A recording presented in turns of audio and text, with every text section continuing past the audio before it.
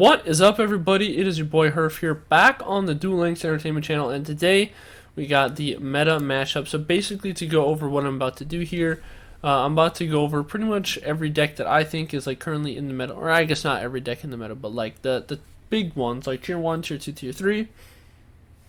If I think it's tier 1, it'll be in green, tier 2 is yellow, tier 3 is red. And I'm basically going from left to right, so if Automats have a good matchup versus Fire King, I would put green. If they have 50-50, it's yellow. If it's unfavorable, it's red. So now, a lot of people are talking about Automats tier 0, Automats tier 0, all that kind of stuff. I do think that Automats are ultimately the best deck in the format, but I think that's also because a lot of decks just like aren't teching for like going second versus Automats, as well as people have kind of just like given up on other decks and just like going easy mode playing Automats, which like I guess would sort of make it tier 0 if most people are playing it and using it. But I think if you look at their power level in like contrast with other tier 0 decks that we've had in the game, they don't honestly, in my opinion, really stack up to those decks, right? Like in tier 0 6-Sam format, I don't really think a tier 0 6-Sam board would really lose to a Automat. I don't know. It's hard to say. I know people are already raging in the comments, but it's also about the meta that they're in. But ultimately, I personally don't think Automats are like. I mean, I think that they're by far the strongest deck in the meta. Don't get me wrong, but they're not like. I don't know. We're not. I have a hard time saying that they're tier 0. Anyways, okay. Automats into Fire Kings. I think Fire Kings largely should have that in the bag, and the reason I think that is because, well, they should have it in the bag if they're playing like the big card, a big list focused on hand traps. I think that one of their problems is that a lot of Fire Kings recently are going to like a really small build with Invoker, which allows you to play through like one Bouncer potentially, right? So like if they Bouncer your Garunix, you can just perk a trio for game, Lamau.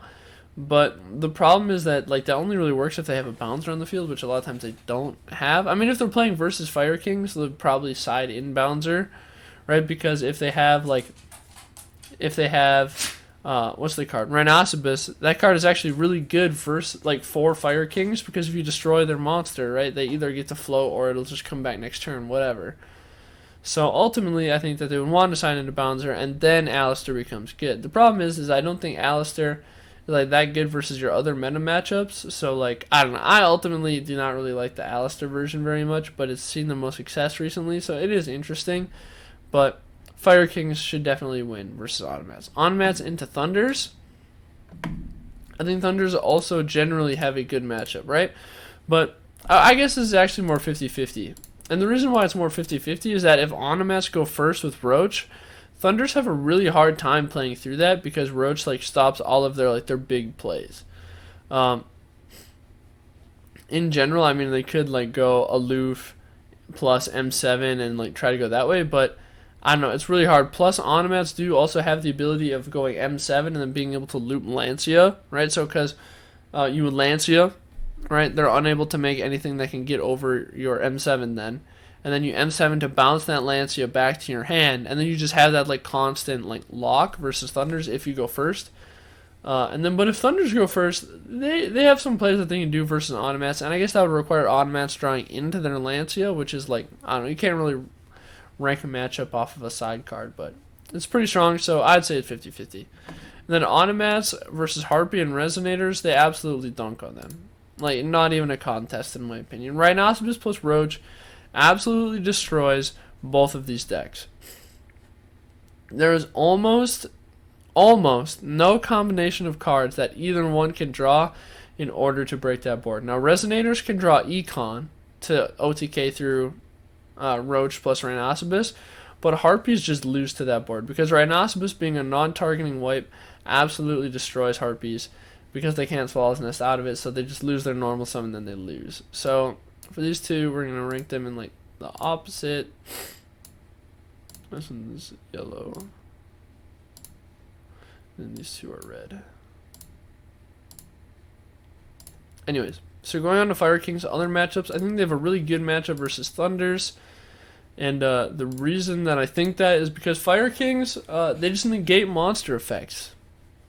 And Thunders only use monster effects.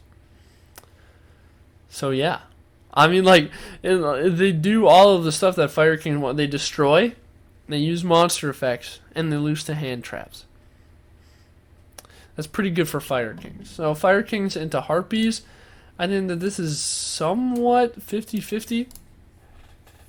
I think that in general, Fire Kings should probably beat Harpies, but also Harpies have a lot of ability to grind through, or like OTK through a hand trap, right? Because they're able to use Swallow's Nest as a mass change, all that kind of stuff, as well as they bounce cards instead of destroying them, which can be really annoying, as well as them popping the field spell is actually somewhat relevant. So in general, somewhat interesting. So Fire Kings into Resonators, I think this is also a 50-50 matchup. Because if Resonators have stuff like Amano Iwado or Doom Caliber, stuff like that, Fire Kings are actually unable to use their hand traps, and then they are also really unable to use, I don't know, just like all of the stuff that they want to use, like other just monster effects in general. That's how they add like plus, and if you shut off their ability to plus, they kind of just lose. So I think Fire Kings, actually, I'm really surprised that more people aren't playing Fire Kings, because their worst matchups have been like pushed out of the meta. I mean, Water, okay, Water in theory should counter Fire Kings, but it doesn't really. But I don't know, whatever. And then, but Triamans and Gaia are the absolute worst matchups for Fire King, and neither of them are in the meta right now. They're not on the spreadsheet.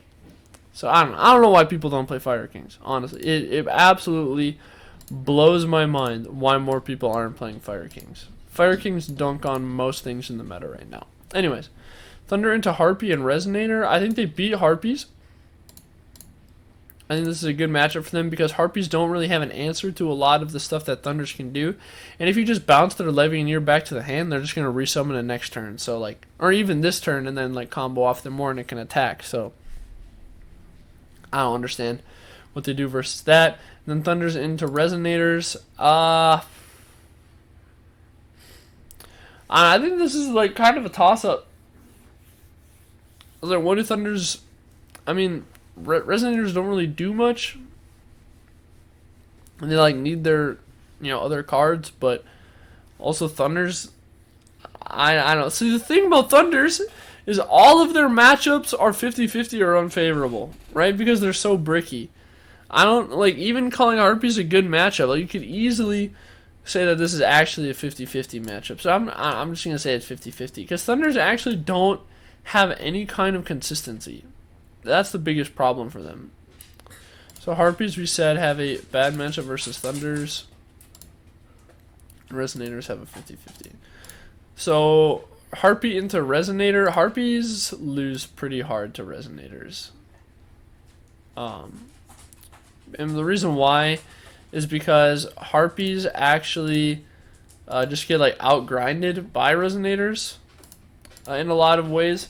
Just because the Resonators have that skill that like always okay. So first of all, they have Whirlwind or King Wildwind that will add a tuner to hand, and then they can use the skill, which allows them to just get into full combo right away. So if their board gets broken, they pretty much have full combo if they draw anything.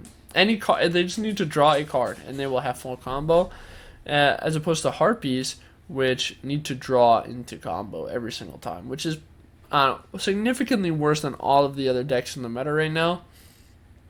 But in general, I do think Onomats are the best deck because even while they do kind of lose to Fire King, like they don't always lose to Fire King, as well as all of the other potential meta decks, right? All of the other like rogue decks, like we could talk about like Shiranui, Triamid, all that kind of stuff. Onomat dunk on them, and Fire King don't dunk on all of them, right? So there's just that idea, right? Of that Onomats, they have really good matchups versus all the other stuff that's directly in the meta, but they also have any other like tier 4 or like bubble decks, they just destroy as well. So they pretty much have the best matchups of all of the decks in the meta. I think Fire Kings have the best matchups versus stuff only on this list.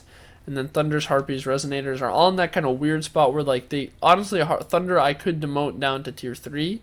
Right, I could go like that, and this would make a lot of sense to me. I don't know if you guys would agree putting Fire Kings this high and Thunders that low, but overall, I think that gives you a pretty clear picture on what is happening in tournaments right now. But with that, I'm gonna head on out of here. Thank you so much for checking out the channel. Make sure you hit like, comment, subscribe, hit the notification bell.